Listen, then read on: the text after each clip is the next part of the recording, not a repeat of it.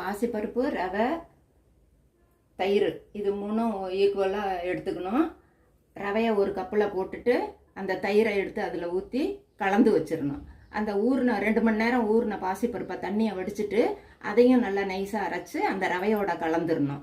கலந்ததுக்கப்புறம் அதில் உப்பு, மஞ்சத்தூள், பெருங்காயத்தூள், கொஞ்சம் ஜீரகம், பச்சை மிளகாயும் போட்டு அரைக்கணும் அந்த பாசிப்பருப்பில் மறந்துடாமல்.